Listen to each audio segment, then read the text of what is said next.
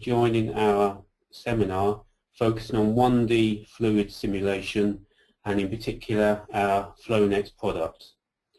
My name is Brian Miller and I'm the Sales and Marketing Director at Wired Analysis, and I'm delighted to be joined by my colleague Joel Thacker, one of our senior fluid dynamicists. So this afternoon we hope to introduce the concept of 1D thermofluid simulation and our Flownex product. For any of you who are not that familiar with Wired Analysis, we are a dedicated engineering simulation consultancy and channel partner for a number of market-leading products. In addition to Flownex, which we've now been involved with for about a year, we are a partner for ANSYS, which is a general-purpose FEA and CFD product, Plaxis for geotechnical simulation, and a couple of products focusing on manufacturing simulation, deform and mold flow. In addition to this, we have some other products to add value to our simulation software in terms of optimization, geometry building with SpacePlane, MathCAD for helping out with standard engineering calculations, and ReliaSoft, which is used extensively to improve the robustness and reliability of products and processes. With all these products, we not only supply the software, but we also provide focused and standard training, and we also help companies solve their problems on a consulting basis where appropriate too.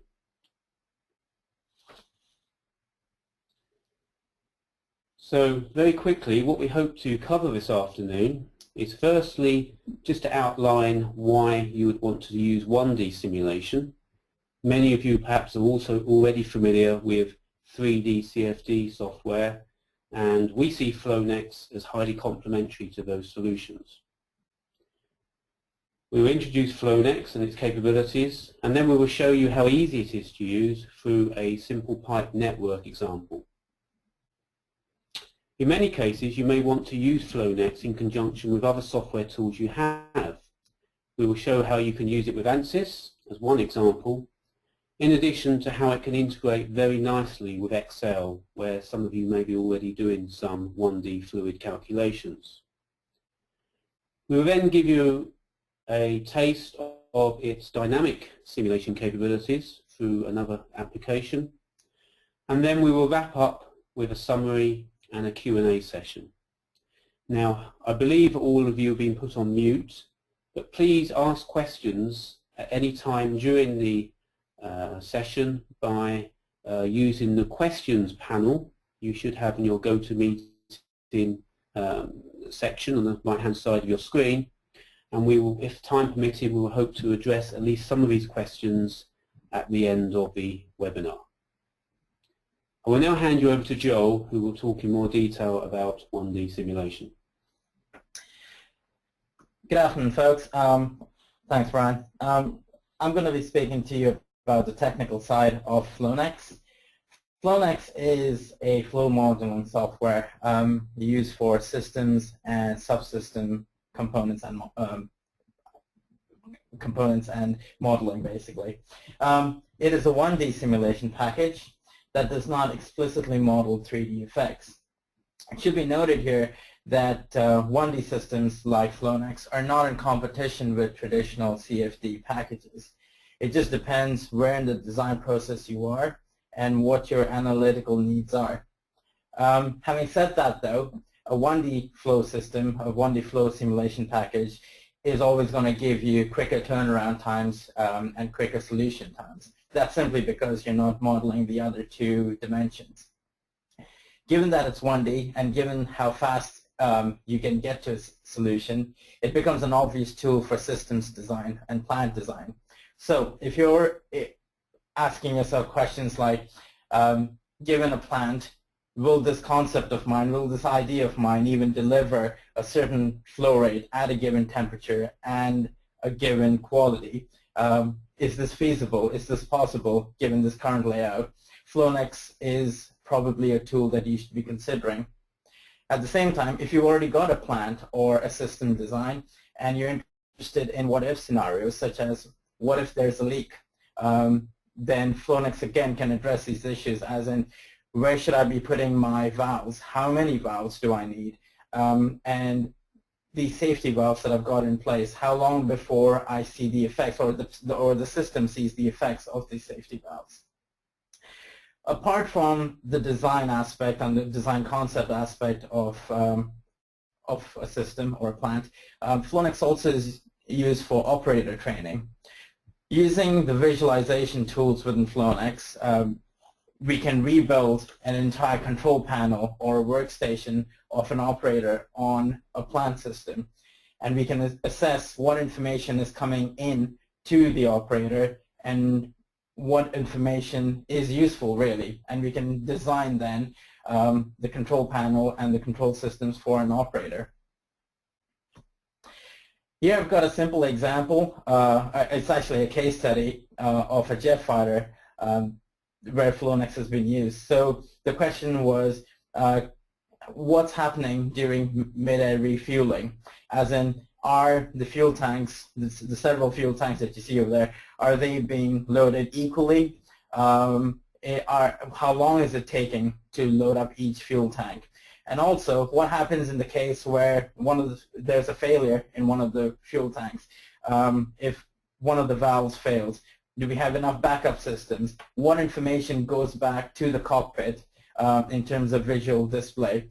These are some of the questions that were raised, and Flownex was used to address these questions. So you can see on the right here is the actual model, followed by the schematic, and then this is your typical Flownex model that we've modeled in Flownex. Okay, let's talk a little bit about the capabilities itself within Flownex. You've got a wide array of components that you can pull out from a Flownex library. So that it could be pipes, that could be valves, that could be restrictors, orifices that you can define by yourself based on geometry, based on curves that you know and have tested. On the other hand, we've also got established libraries coming out of Miller, Crane, and Idlechuck. Those of you who are using Miller or Crane or Idlechuck will be happy to know that you can simply drag and drop these components into Flownex very easily. It caters to a wide user and industry base also.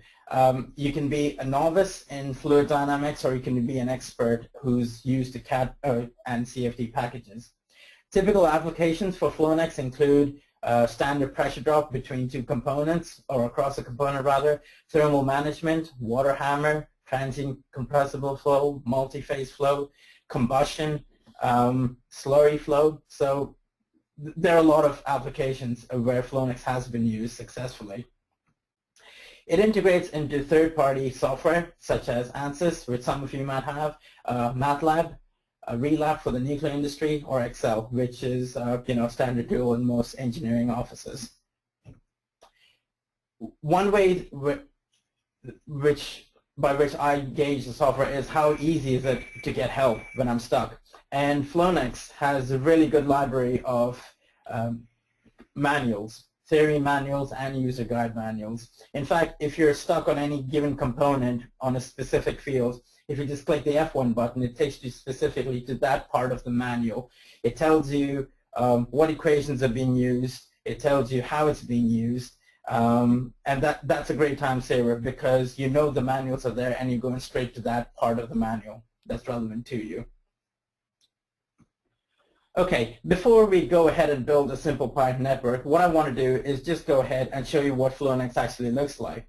So hopefully you can still see the screen. And this is typically what Flownex looks like. It's a clean dashboard. It's a Windows 7 style software. At the top, you've got your standard toolbars for running a steady state or a transient analysis. You can even run a designer, an optimizer, or a sensitivity case study. You can set up alarms or transient actions. At the same time, you can set up configurations for designer or sensitivity. You can also import external analysis from ANSYS, from AutoCAD, Excel spreadsheets, maps if your pipeline is spanning large geographical areas, PCF components or PCF drawings, or even material properties from Aspen or from NIST. On the right-hand side over here, you've got your Flownex library. And again, as I mentioned, we've got tools for combustion, we've got tools for nozzles. Again, over here you see a Miller discharge nozzle. A whole host of components, piping, restrictors, valves. If I just open one of these, again, you've got Miller valves over here. You've also got alarm setups, and then at the bottom over here, you've got your links to your external third-party software. You've also got the ability to script manually, and then at the very bottom, we've got our visualization tools. So in terms of dials, in terms of push button, toggle button switches, and your standard graphs. Okay, so that's what Flownex really looks like. Okay, so let's go back to let's go back to our pipe network. What I'm going to do is build a pipe network, a repeating pipe network. So flow comes in from this upstream condition to this main pipe. It goes down branch 1, where it meets up with branch 2 and branch 3, and then the 3 branches then combine into one single pipe, and that is vented out to atmospheric conditions. Now, because it's a repeating system, I could very easily go and recreate my valve and recreate these 2 pipes. But because, like I said, because it's a repeating system, I can simply Control C, copy it, and paste it twice over. And that's very helpful because in a system where you've got 50 or 70 pipes, very complicated equipment, you don't want to be going in time and time again and redefining pipes or valves or other properties of components. So that, the copy and paste function is quite handy. Another function that's quite handy is the ability to work with Excel in Flownex. So typically, most of my data is either written into Excel format or comes out of Excel format. So my boundary conditions I typically write in Excel spreadsheets, and it would be nice if at the end of the results, at the end of the simulation, if my results, my pressure drops, my mass flow rates, my temperatures, etc., were also written back to the same Excel sheet. Flownex recognizes this need of engineers, so we have the ability to link in Excel to Flownex. So what you see over here are the red arrows that go out of Excel to components, and they could be boundary conditions such as mass flow rate or temperatures, or geometric parameters such as diameters or lengths or wall thicknesses. And that works for pipes, that works for valves, that works for any component really. And on the other hand, we've got these green arrows that are coming out of the components and going into Excel. And these are, again, typically these are results such as temperatures, pressure drops, mass flow rates. So this is what our system looks like. Our objective is to calculate the flow split between the 3 branches for a given operating condition. And then once we've got the results for that, what we're going to ask Flownex to do is say, right, okay, I want to prescribe the pressure drop on valve 2 and valve 3. Tell me what my valve setting needs to be in order to achieve that. So we're going to run a design analysis, a design exercise. And lastly, we're going to run a sensitivity case study where we say, right, I don't actually want to design for a specific criteria, but I just want to understand the relationship between one parameter and another variable, basically. So in this case, it's a very simple variable, which is percentage opening on valve 2, and we're going to monitor the pressure drop. Right, so if we go to the actual setup, this is what it looks like. Pipe comes in, branches off into 3 segments. It is combined at the very bottom here, and then it's vented off to atmospheric conditions. Now you'll notice over here I've also got some information that's color-coded. And Flownex, when you work with Flownex, you can either edit something, a property, on the details window. So if I click on any one of these objects, this is the details window. Or you can edit the property directly on the canvas. So that's what we're going to do over here. So for the first case, I'm going to, for branch 1 over here, which is out here, I'm going to change the valve settings from half open to fully open. So I'm going to go to the details window, go to valve lift open fraction, and I'm going to change that to 1.0. And you'll notice it's been updated in the canvas also. For valve 2 and valve 3, instead of going to the details window, I'm actually going to edit it directly on the canvas. So I'm going to change that to 0.5 and 0.5 again. Okay, there we go. And now if I click on valve 2, you'll notice that valve fraction has been updated to 0.5. So again, this is just a bit of housekeeping, but it saves you time because you're not going into each and every window and changing details there. It's easier to just play around with the numbers over here. Okay, so once we've got this set up, let's talk about a little bit about the Excel component over here. So if I click on the Excel component, I've got something that says demo.xls. And this Excel file is a standard Excel file that just sits within the Flownex file structure, within the Flownex project.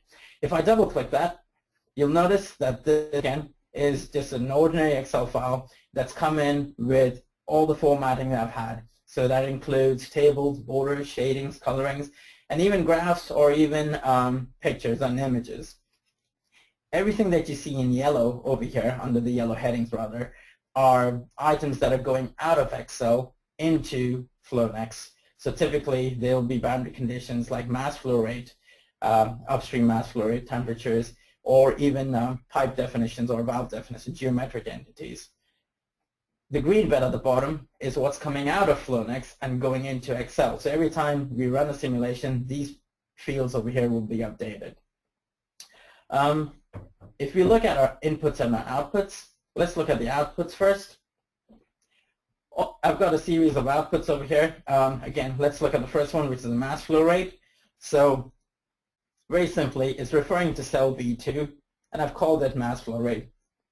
Similarly, if I refer to cell B3, that's the temperature. I can call these anything I want, really. So I've got variables such as upstream dia for diameter, upstream diameter, downstream diameter, etc. Okay. Let's look at the inputs. This is the green bed at the bottom here. And again, I've got my mass flow rate 1, 2, and 3, and my pressure drops 1, 2, and 3. Okay. Right, so that in a nutshell is the Excel component. What I'm going to do now is going to run for this boundary condition. So hit the solve steady state, and it's solved. It's a pretty simple network, so it's solved fairly quickly. But again, like I mentioned before, a 1D analysis will run very, very quickly, and that's the advantage of using a 1D system. Okay, so if we go back and open this Excel sheet now, you'll note that it's got a certain mass flow rate and a certain pressure drops. What I'm going to do over here is I'm going to create a link between valve number 3 and Excel. So I'm going to take the results of pressure drop from valve 3 and send it to Excel. In order to do that, all I need to do is go to Insert, Data Transfer Link from valve 3 to Excel. What am I transferring? I'm transferring results, and I'm transferring my pressure drop. So click on pressure drop, and then I need to go down to the input side on Excel and find pressure drop 3. Right, just drop that onto pressure drop 3, and there you go. From my pressure drop in the valve to the Excel component. There's no more adding of constants or multiplication or changing of units, so I just hit OK button. And there you go. There is my Excel link from my valve to Excel. Obviously, I can change it to the color and the formatting of it, which is not an issue. Okay, so let's go back into Excel now, and let's change some of the conditions. So let's change that to 10 kilograms per second. What you should see over here, once I run the steady state analysis, is that this green bit should be updated, which it has been. So this is a simple example of how data is taken from Excel, the mass flow in this case, sent through the system, and then we've got mass flow rates and pressure drops coming out of the system back into Excel. Okay. Okay, let's just set it up again for a simple analysis. Moving on to our design component. Okay, I'm just going to change that again.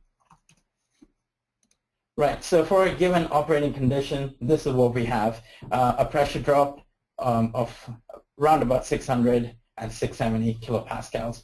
Now, like I said, our second objective was to set up a design criteria. So if I go to design or setup, I can add a new configuration. I can have as many configurations I want over here. I'm going to tell it to run 100 iterations, and I'm going to keep a pretty relaxed convergence criteria of 0.01. I can run this for transient analysis. I can run this for steady state analysis. I'll set it up for the second valve just so that you see what I'm doing.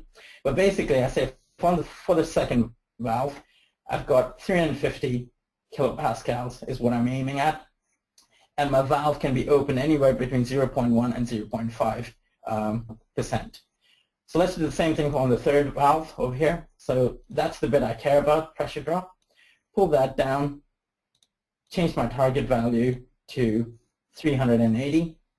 And what am I using as my independent variable? It's my valve fraction opening. So pull that in there. And again, same deal, 0.1 and 0.5.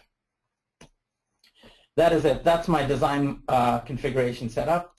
If I run that, what you should see are these numbers changing over here until we converge on 350 and 380. So if I run the designer, there we go. So we've got 349.95 and 379.94. And that's run 100 iterations. If I ran for longer, I would probably get bang on 350 and 380. Two things to note over here. Again, the speed, and secondly also that we're doing a design analysis on two components, which are not really linked together. I mean, they are linked by a simple pipe, but Flownex is trying to balance two design criteria on the fly here. So again, it's a simple example, but it just shows how the designer works. The third criteria we had, or third objective, was to run a sensitivity analysis. We're not really interested in pursuing a specific design criteria, but we just want to understand the relationships between two variables. So again, if I go to a designer's, the sensitivity analysis setup, I add a new sensitivity configuration. I can have Monte Carlo studies done, or I can have parametric studies done. In this case, I've kept a parametric study. And again, what I've done is I've dragged in my valve opening, and I've said it's typically at 0.1. It goes anywhere from 0.1 to 0.85. It's not a Monte Carlo simulation, it's a parametric simulation, and I need 10 settings to be parameterized. And what am I monitoring? I'm monitoring the pressure drop. And again, these are just drag and drop items like you've seen before. So once I've done that, if I go to run sensitivity analysis, it goes through the 10 parametric runs very quickly, and you can see at the very end it's got 0.85. That was the top end. Now, typically we need to see this in some sort of tabular or graphical form. So if I move to my next tab over here, on my next page, I've just got a simple graph. And if I run the analysis again, you'll see it run real time. There are my 10 points. My pressure drop decreases as my valve opens up more and more. So again, simple analysis, but just, again, used to prove the point that how a sensitivity analysis works within Flownex. This could be done on thermal, this could be done on material selection, on any number of things really. I've just chosen pressure drop as an example over here. Okay, the next thing I want to talk about is an ANSYS link. So we're going to set up, again, a very simple problem where our boundary condition for Fluent, ANSYS Fluent, is going to be driven by Excel. So Excel and ANSYS both sit within Flownex, and the results that come out of Fluent are then used to drive a simple Flownex network system over here, a simple pipe system. Right. So here's my setup. On the Excel side, if I just open up the Excel side, I've got an inlet condition of 0.5 meters per second. That's being transferred. Oops, sorry, I should have executed that first. Yep, it doesn't like it. I should have just executed that first. There we go. Kill that off. That's being taken to Fluent. Fluent then writes out a result, which is then taken to Flownex. So I need a Fluent journal file. Again, the journal file sits within the Flownex project structure. And I've got a velocity inlet whose value has been set by Excel, and I'm outputting a mass flow rate from Fluent, which is used as a boundary condition for Flownex. So if I solve this now, what you should see is Fluent opens up, it takes the value from Excel, runs the simulation. I've set it up for just 50 iterations here. It's a very basic simulation. It writes the output file, closes, and then Flownex moves on with the rest of the simulation. Now let's look at that output file for a second. The output file is a mass flow rate that's coming off the output, and that's negative 0.75. And if I go to the boundary condition here, that's exactly what I see over here, which is negative 0.75. So again, this is a great example which shows you how within a single platform, which is Flownex, you can drive Excel to drive other software, including Flownex itself. So everything is talking to each other over here. If I go back to Excel and just change this value to 1.0, execute that, and again, I'm just going to kill off the data we just generated, execute that, and solve the steady state. Again, what you should see is that the values change.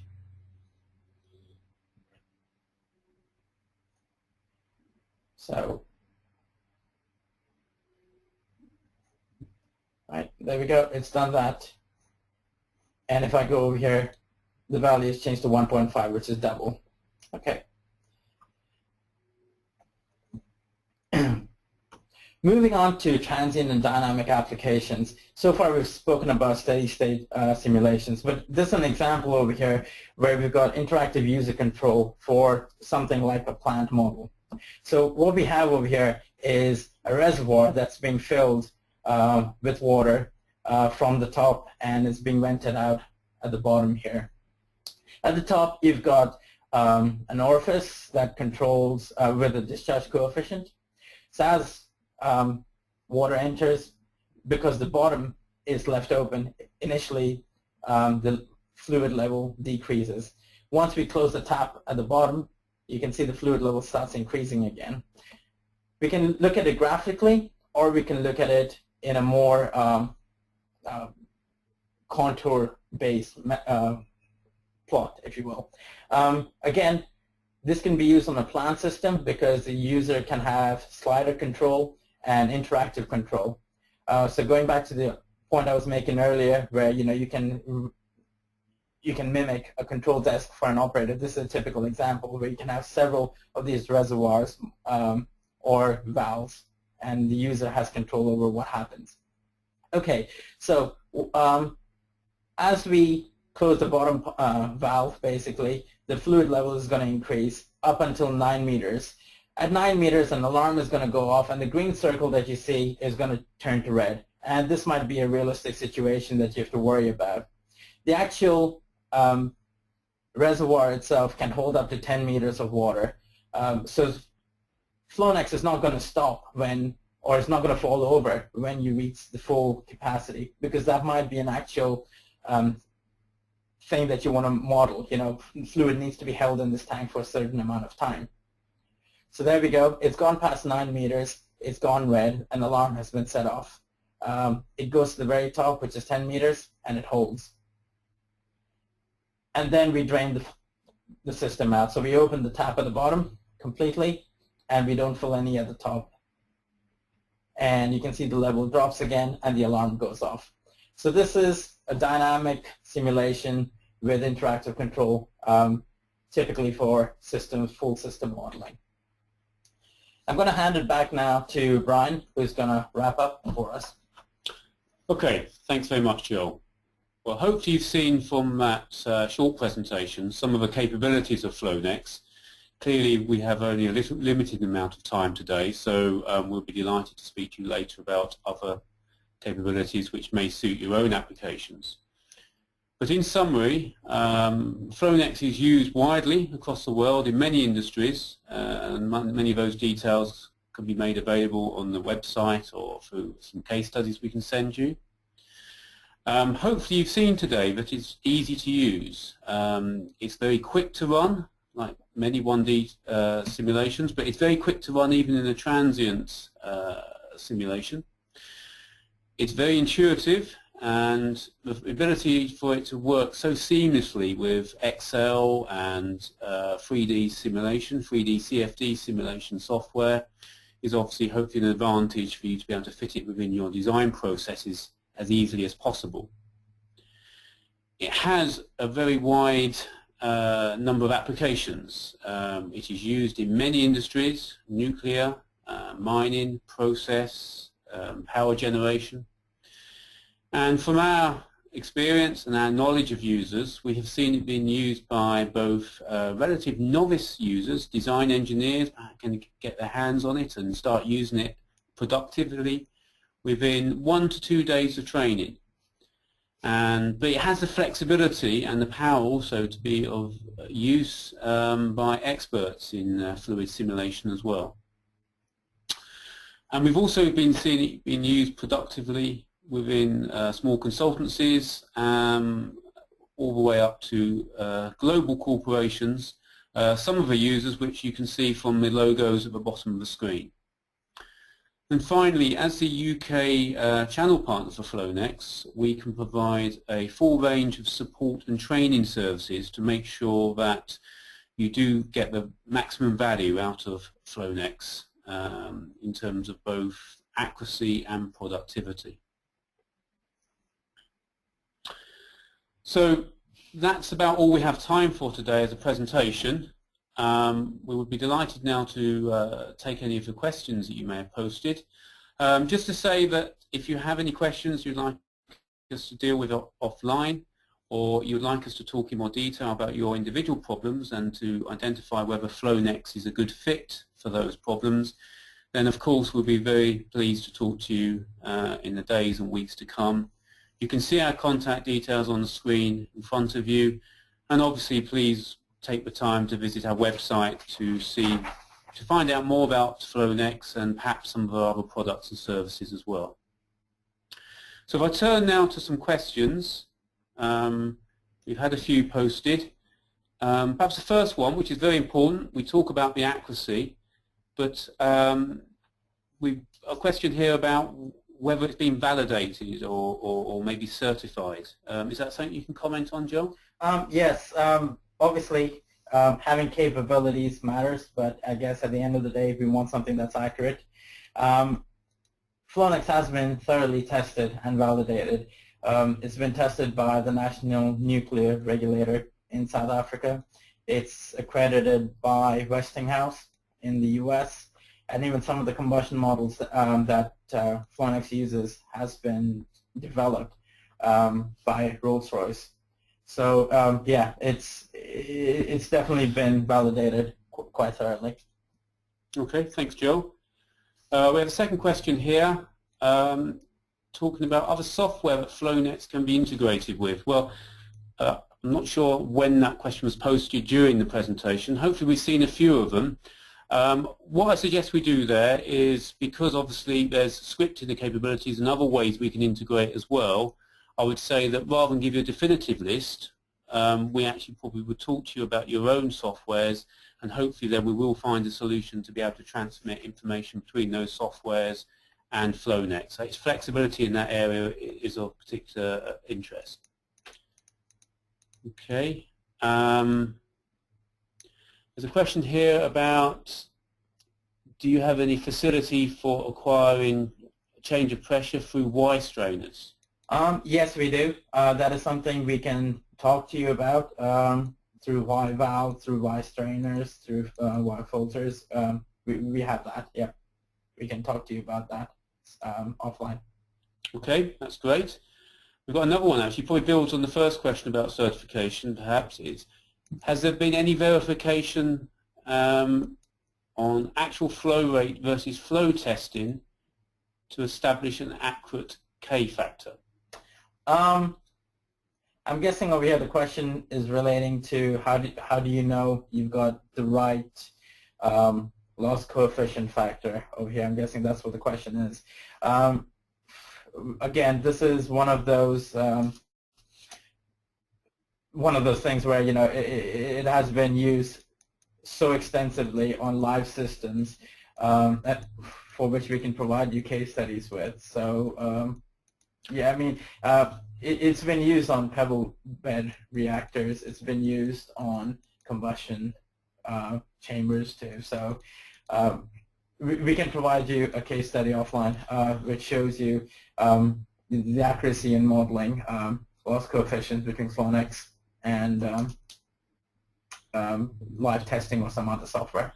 Yeah, I would just add to that as well, of course, is that we can certainly talk to you and find out a bit more about your own individual applications, and you know, maybe we can build an example or a case to give you the confidence you need, and hopefully, you know, ideally get the results that you would expect to see from that application as well. So yes, we can certainly work with you on that. One thing I'll just add to that is that if you've already got pressure curves for a valve or for a system, let's say, or a component, you can put that into Flownex as a black box. So Flownex can treat your component, your custom component, as a black box, and you know, you can read off the delta P's or the temperatures or the viscosities for a given operating condition. Okay, it's great we've had so many questions today. I've just got two more. Firstly, that obviously you spend a little bit of time, Joel, looking at the connection, taking information from ANSYS Fluent and passing it into Flownex. Is it possible to do it the other way around? Yes, it can be done the other way around. All you need to make sure is that you've got an output set up from ANSYS and an input set up in Excel. And then, once again, you just link the two by dragging and dropping. Okay, and final question here, unless anybody posts one. Oh, hang on, have we got another one just come in? Okay, yeah, it's just more of a comment. That's great. Yeah, one question, final one here, I believe. I think you may have shown some of it already at the start, Joel, but there's a question about importing fluid properties. If somebody's got a library of them already, perhaps in a spreadsheet, I think I might have seen a button to show that, but can you, I guess it's easy to import those into Flownex. Yes, it is. So you can bring in NIST fluid libraries or Aspen fluid libraries, or if you've got material properties listed out in Excel, again, you can link that directly to a custom fluid that you built up. Okay. Well, thank you, Joel. I think that's all the questions now been answered. As I said before, we would be delighted to talk to you offline about any more questions you have. I see we've overrun slightly, so I thank you for your patience. Hopefully this afternoon's session has been of value to you, and we look forward to speaking to you again. But I think with that, we will now sign off. Thank you very much. Thanks, guys.